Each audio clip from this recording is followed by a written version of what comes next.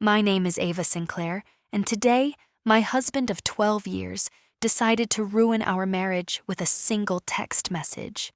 It came while I was in the middle of helping a customer pick out a designer scarf at my boutique. The store was alive with the quiet hum of conversation, the soft rustling of silk, and the scent of freshly unpacked leather bags. My phone buzzed on the counter, and expecting a message about a shipment, I casually glanced at the screen. Then I froze. I'm leaving you, moving to Miami with my 22-year-old girlfriend. I've already emptied our joint account. Good luck. The words sat there, glowing against the screen, a single paragraph that shattered 12 years of my life. A slow, deliberate breath filled my lungs. My hands didn't tremble. My voice remained even as I handed the shopping bag to Mrs. Peterson, thanking her for her purchase. The only sign that my world had just been turned upside down was the way my fingers curled slightly against the glass counter. I didn't cry. I didn't panic, because I already knew. Daniel must have imagined me in shambles, sobbing into a pillow, desperate and heartbroken. He must have thought this was a power move, his grand escape. What he didn't know was that I had seen this coming from miles away. The signs were all there. 3 months ago, he suddenly started hitting the gym as if he were training for a marathon. Red flag.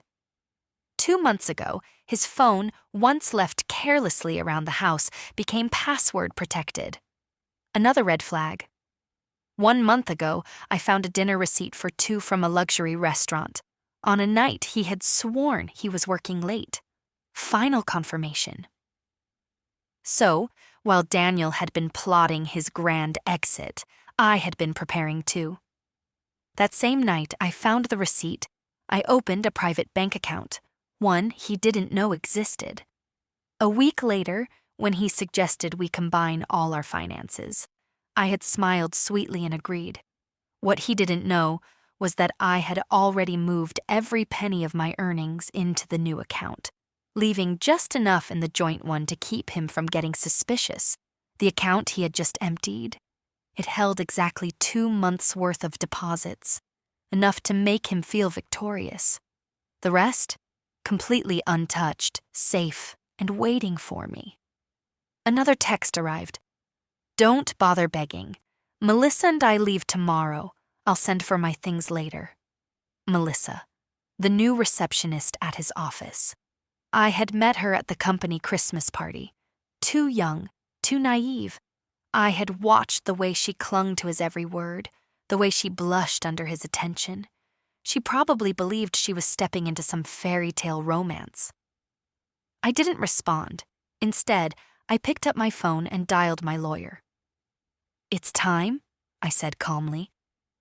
There was no surprise in her voice when she replied. The papers are ready. Do you want me to have him served in Miami? I thought about Daniel lounging on some beach chair, convinced he had pulled off the perfect escape. About the smug satisfaction he must have felt, thinking he had left me broken. I let out a slow breath. Not yet. Let him think he's won. No rush, I replied. Let him enjoy his little fantasy for now. Then, I opened my text messages and started screenshotting. Every cocky message, every admission, every gloating remark. Let him dig his own grave. Tomorrow, he would wake up in Miami thinking he had won.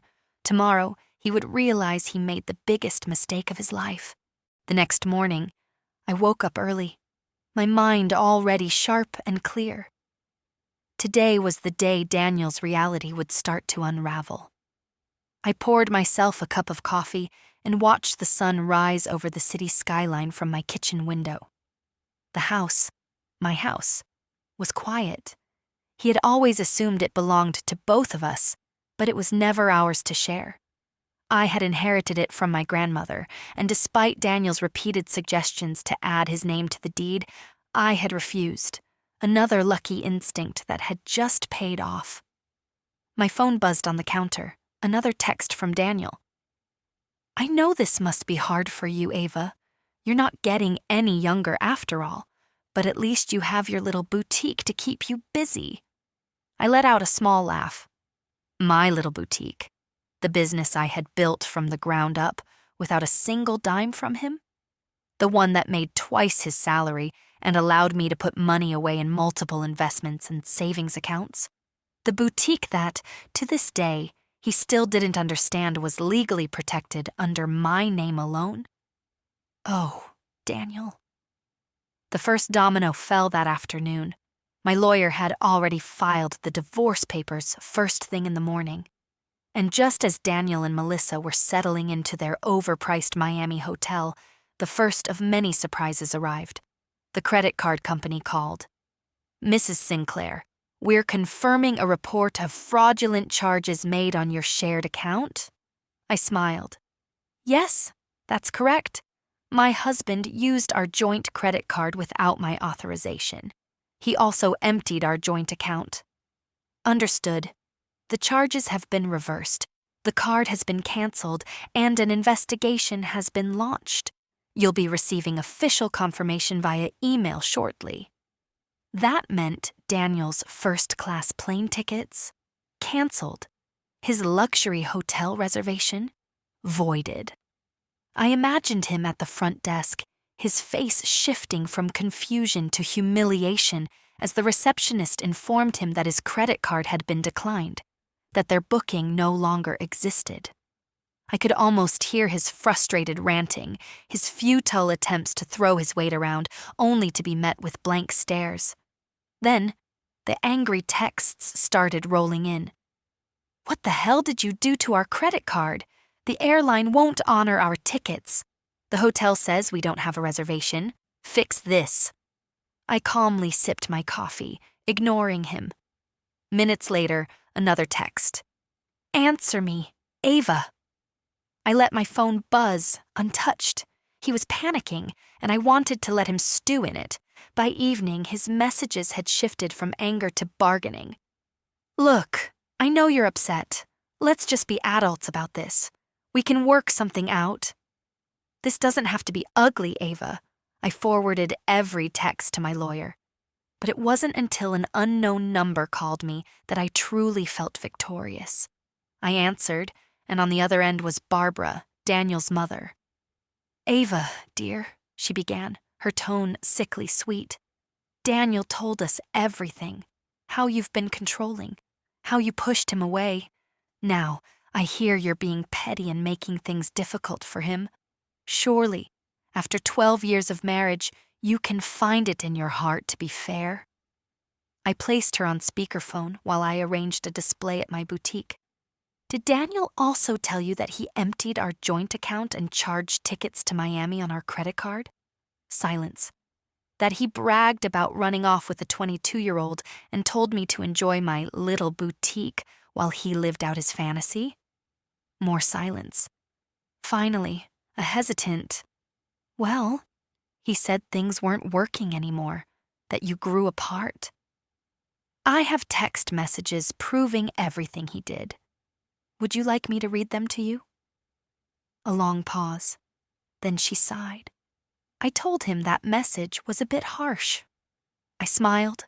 Barbara was already doubting him. "Goodbye, Barbara. My lawyer will be in touch." I hung up before she could respond.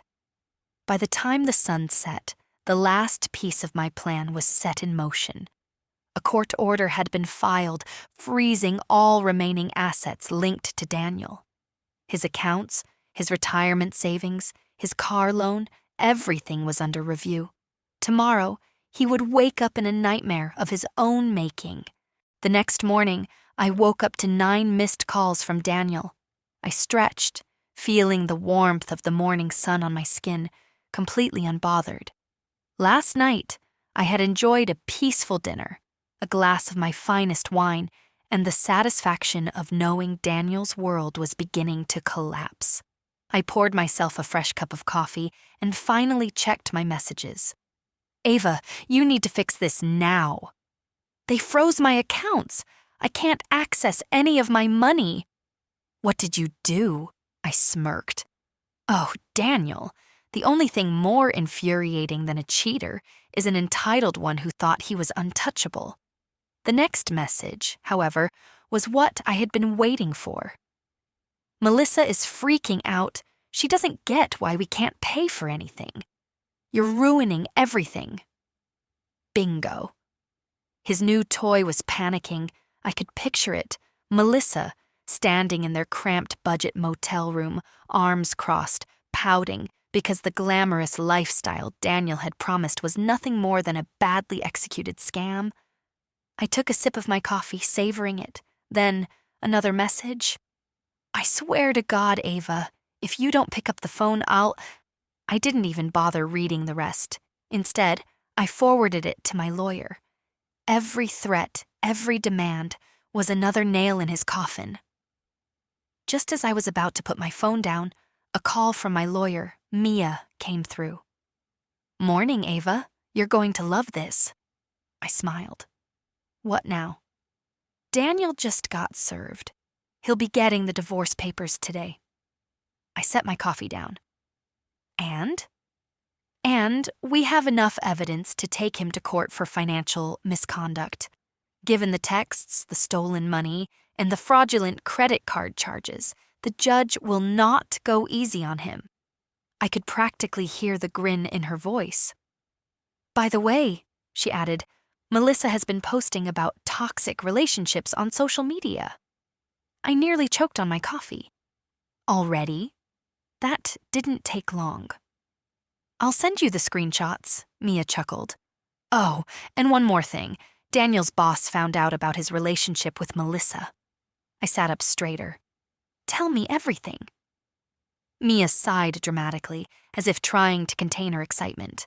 Apparently, workplace relationships weren't exactly allowed, especially not between a manager and his assistant. There's an HR investigation happening right now, if they decide he violated company policy. She let the silence drag out. I grinned. "He's done." She laughed. "He's so done." I ended the call, feeling lighter than I had in months. Daniel thought he was playing me. But in reality, I had been 10 steps ahead the entire time. Then, my phone buzzed again, this time from an unknown number. I hesitated before answering. "Ava," came a clipped, annoyed voice. It was Barbara. "I just got off the phone with Daniel," she said, sounding exhausted. "He's saying you're trying to destroy him." I let out a small laugh. "I don't have to. He did that all on his own." Barbara sighed heavily. "Ava, dear, I just don't understand. I mean, yes, he made some mistakes, but isn't this a little excessive?" I raised an eyebrow. "Did he also tell you that he stole money from me, maxed out our joint credit card, and then bragged about it?" Silence. "He may have mentioned something like that," she admitted reluctantly. I pressed on. "And did he tell you that he's about to lose his job for sleeping with his employee?" Another pause. Barbara exhaled. I didn't know that part." Of course she didn't. Daniel was always good at twisting the truth to make himself look like the victim. I softened my tone, pretending to sound regretful. "I know this is hard, Barbara, but your son isn't the victim here. He played stupid games. Now he's winning stupid prizes." She didn't respond right away, but when she did, her voice was quieter. "Maybe you're right." Oh, I was definitely right. I hung up and placed my phone down, feeling completely at peace. Across town, Daniel was probably pacing back and forth in his cheap motel room, trying to convince a very angry Melissa that everything would be fine. But it wouldn't be, because this was just the beginning.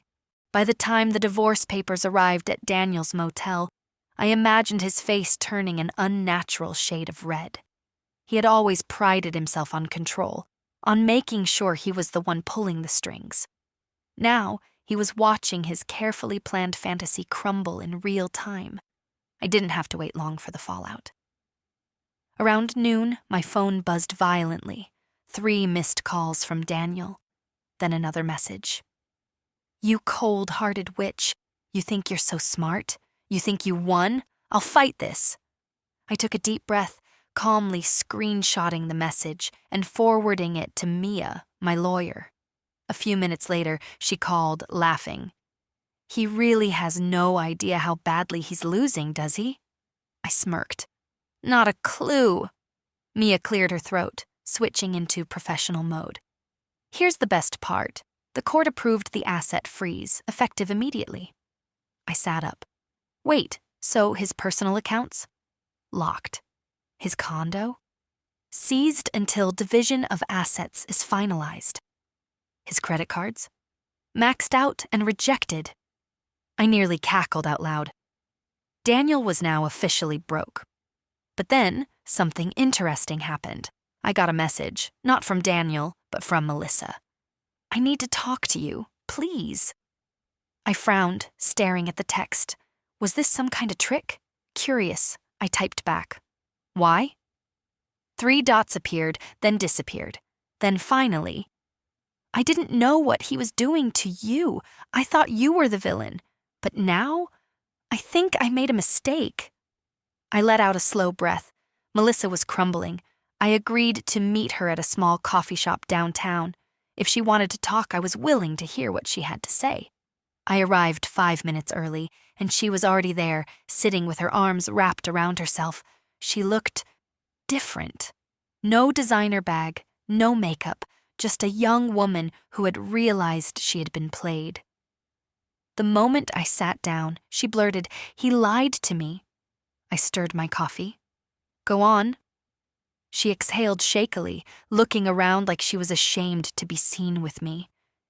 He told me you were manipulative, controlling, that you didn't support his dreams. He made me think he was stuck in a loveless marriage and that I was saving him. I raised an eyebrow. And now? She swallowed hard. Now he's blaming me for everything. I almost laughed. Of course he was. Melissa looked down at her hands, then back up at me, her voice small. He never told me he emptied your account. He never told me about the credit card fraud. I only found out when our motel refused to extend our stay because his card was declined. She let out a bitter chuckle. Do you know what he said to me last night? I tilted my head. What? Melissa's lips curled in disgust. He said, "You should start looking for a second job. We need money." I stared at her, waiting. She let out a harsh laugh. He expected me to fix his mess. He kept talking about how I should take out a loan or maybe ask my parents for help. My smile grew. There it was, the realization. Melissa had finally seen Daniel for who he was. She leaned forward, her eyes desperate. I don't know why I'm telling you this. I feel like I ruined your life, and now my life is ruined too. I took a slow sip of my coffee, letting the silence stretch. Then finally, I spoke. Melissa, you didn't ruin my life. She looked at me in surprise. I smirked. Daniel did, and now he's ruining yours too. She inhaled sharply, blinking fast, like she was trying not to cry. Listen, I continued. You're young, you were manipulated, that doesn't make you evil. But if you stay with him now? I let my words sink in. That's on you. She swallowed, nodding slowly. I get it. I stood up, dropping a few bills on the table. Good luck, Melissa. As I walked away, I glanced back one last time. She was still sitting there, staring at her untouched coffee, looking utterly lost. Maybe she'd leave him. Maybe she wouldn't. Either way, Daniel's world was crashing down. And I wasn't done yet. I barely made it back to my boutique before my phone started buzzing again. Daniel. Again. I let it ring. Then another text popped up. You had no right to do this to me, I smirked. Oh, the irony. My assistant, Lisa, peeked into my office, raising an eyebrow. Everything okay? I took a slow breath, rolling my shoulders. Oh, just my soon-to-be ex-husband finally realizing he's not the mastermind he thought he was. Lisa grinned. Well, that's satisfying. Oh, by the way, Mia called. She wants to see you this afternoon, said it was important. I sat up straight. Mia never called unless she had news. By the time I arrived at Mia's office, she was already waiting with a thick folder in front of her, a knowing smile on her face. I took a seat. Tell me you've got something good. Mia opened the folder, flipping through a stack of neatly organized documents. Daniel's financial house of cards is collapsing faster than even I expected. His frozen accounts? Turns out he had outstanding personal loans.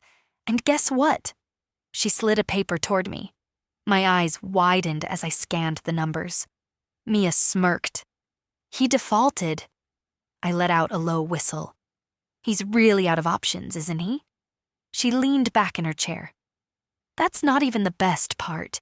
Since he used our joint finances to secure some of these loans, the court is allowing us to file a claim against him for marital fraud. Meaning, I laughed, already seeing where this was going. Meaning I get first priority in reclaiming my money before the banks can take everything. Mia nodded. Exactly. It was too perfect.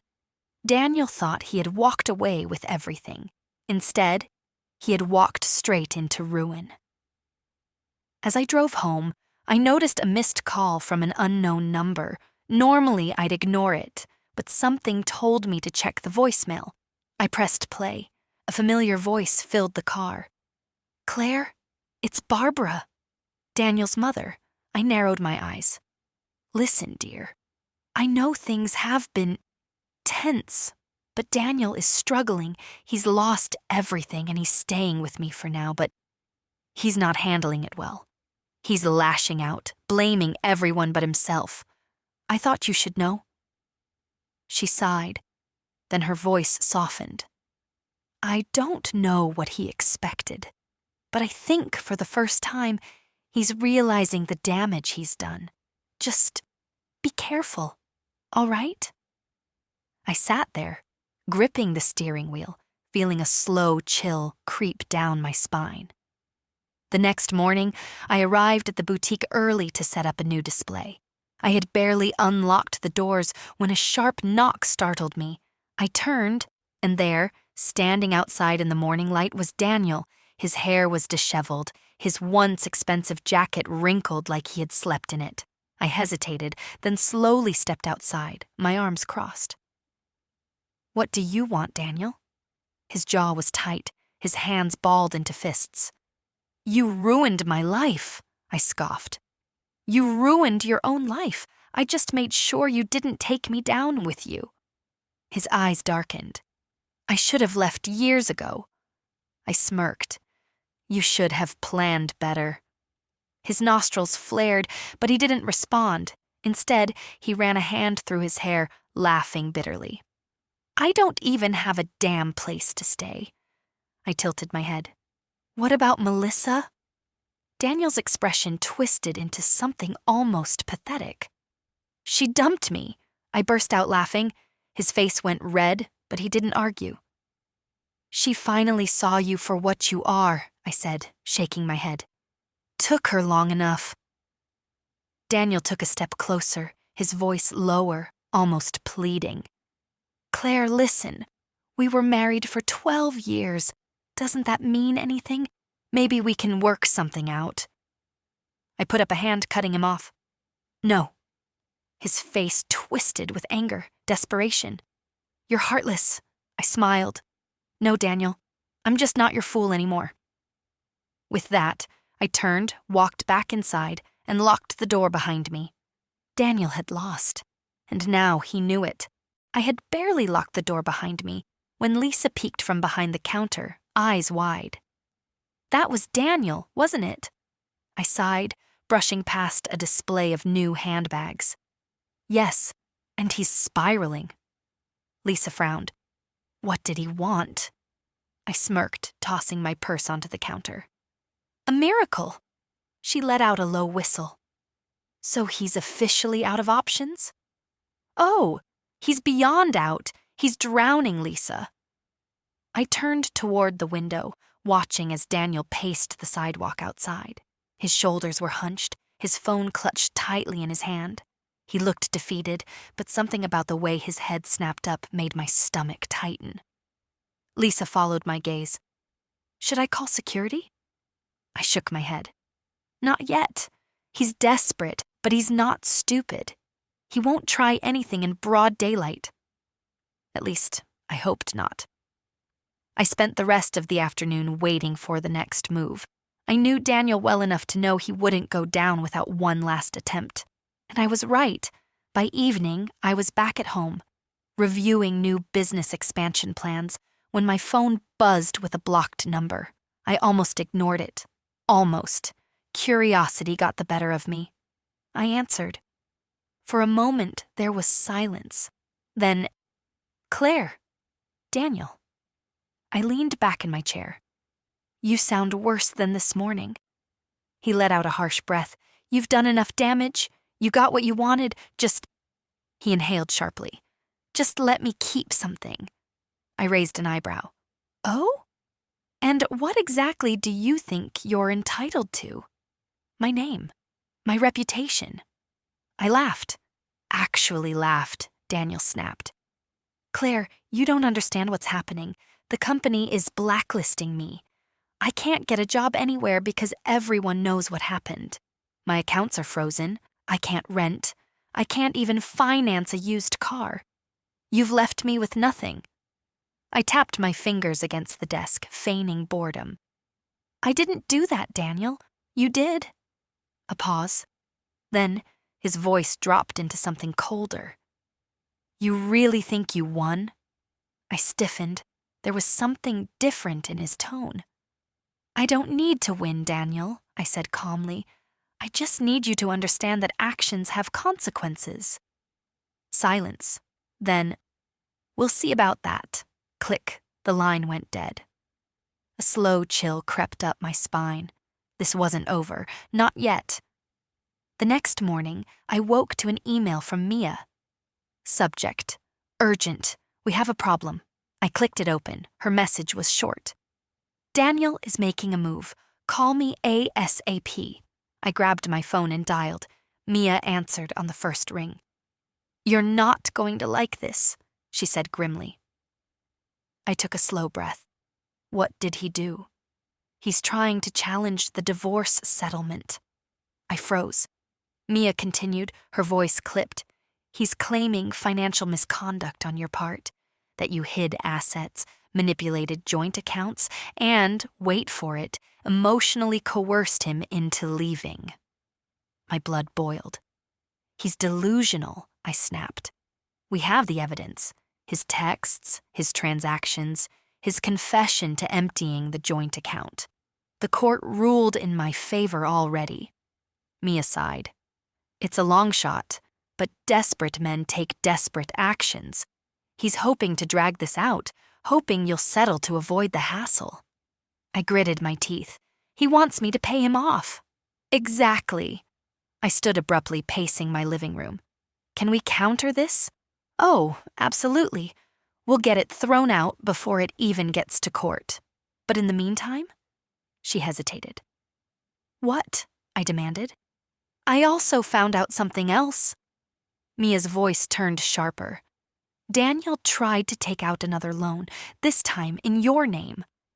I stopped breathing for a second. Mia kept going. It didn't work because your credit is locked down, but the attempt is enough to raise legal red flags.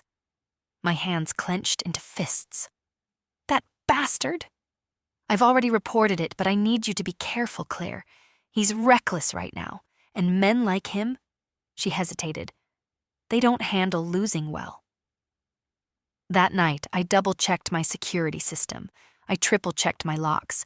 I wasn't scared of Daniel, but I was prepared, and when I woke up the next morning to a text from an unknown number, I wasn't even surprised. You think this is over? I smiled. Yes, Daniel, it is. You just don't know it yet. the moment I read Daniel's cryptic message. "You think this is over?" I felt a mix of exhaustion and fury settle deep in my chest. I had spent months outmaneuvering him, closing every loophole, ensuring that he had nothing left to hold on to. And yet, he still didn't get it. I tossed my phone onto the table and exhaled sharply. What was his endgame now? Mia had already told me about his desperate attempts to challenge the divorce settlement. His finances were in ruins, his reputation obliterated, and now he was resorting to underhanded tactics, trying to take out loans in my name. I had already shut that down. But this message, this felt different. This wasn't just Daniel trying to scrape together the remains of his broken life. This was a threat. The next morning, I stepped into my boutique, forcing myself to push Daniel out of my mind. He had no more power over me. Or so I thought. I had barely taken off my coat when Lisa rushed toward me, her expression tight. "You need to see this." She shoved her phone into my hands. I frowned and took it, scanning the screen, and then my blood ran cold. There, plastered across a local gossip website, was my name. The headline made my stomach twist. "Ex-wife from hell? Businesswoman accused of financial fraud in ugly divorce battle." I felt my heart slam against my ribs as I read through the ridiculous accusations. According to the article, I had allegedly manipulated Daniel into signing over assets, driven him to financial ruin, and, this one actually made me laugh out loud, used underhanded tactics to sabotage his career. Lisa crossed her arms. "So, do we sue for defamation now, or do we wait until after we serve Daniel his final humiliation?" I tossed the phone onto the counter and let out a slow breath. This is exactly what Mia warned me about. He's trying to smear my reputation, hoping I'll cave and settle. Lisa scoffed. What does he even think he'll get? A participation trophy for being the worst ex-husband in history? I rubbed my temples. He's playing a different game now. He knows he's lost in court, so he's coming after my reputation. He's hoping to make me look so toxic that people start questioning my business, my integrity, everything I've built. Lisa's jaw tightened. "We need to fight back." I nodded, my mind already racing with options. Mia's already on it, but if Daniel wants a war in the public eye? A slow, cold smirk curled on my lips. He just made the worst mistake of his life. By the afternoon, my lawyer had already drafted a public response. We issued a press statement shutting down every single lie, complete with receipts, timestamps, and legal documentation proving that Daniel was the one who had drained our accounts, not me. But I wasn't done. That evening, I sat in my office and pulled up a new draft, a formal lawsuit for defamation. Lisa leaned against my desk, watching as I typed. "You know, I almost feel bad for him." I raised an eyebrow. "Really?" She shrugged. "Almost." But then I remember the haha text. I grinned. "Exactly." With one last keystroke, I sent the document off to Mia. By the next morning, Daniel was officially being sued. It took less than a day for him to crack. Mia called me at noon, laughing. "You'll love this. Daniel just tried to backpedal on the article, claimed he was misquoted." I smirked. "Let me guess. Because he realized this is going to cost him more money?" Bingo. I leaned back in my chair, savoring the moment. Well, well, well. If it isn't the consequences of his own actions. Mia chuckled. "Oh, and it gets better? The website that ran the story? They're issuing a public retraction. They're calling it a misunderstanding, and removing the article. Lisa let out a low whistle from across the room. That was fast. I shrugged. Guess Daniel wasn't so confident when legal action got involved. I thought that would be the end of it. But then, Mia's voice turned serious. "There's just One more thing, Claire. I sat up straighter. What is it? She hesitated. Daniel has been contacting people, your clients, your vendors. I went still. Mia's voice lowered. He's trying to get people to turn against you. He's making calls, saying you're bad for business, trying to get them to cut ties with your boutique. I gripped my desk, my knuckles white. Are they listening? I asked, voice dangerously calm. Mia let out a slow breath. Some, yes. Others know better. But Claire... She hesitated. Daniel's desperate, and desperate men, they don't play by the rules. I clenched my jaw. Fine. If Daniel wanted to play dirty, then I'd show him exactly why he should have walked away when he had the chance. In the end, Daniel's downfall wasn't just because of his arrogance or greed. It was because he underestimated me. He thought I would crumble, that I would beg, that I would be too emotional to fight back. But preparation is the most powerful weapon. I didn't just react, I anticipated. Every financial document, every legal safeguard, every careful move I made wasn't an accident. It was strategy. This isn't just a story about revenge. It's a lesson about knowing your worth and protecting what you've built. Whether it's a business, a home, or your peace of mind, never let anyone take away what is rightfully yours. Daniel thought he could write the ending to my story, but in the end, he was nothing more than a footnote. But is this really the end? Or is Daniel desperate enough to try one last move? Stay tuned for the next part, because this story isn't over yet. If you've enjoyed this story, make sure to like, comment, and subscribe to Scylla Reddit Stories. I love hearing your thoughts. Tell me, what would you have done in Claire's situation? Hit that subscribe button so you don't miss what happens next.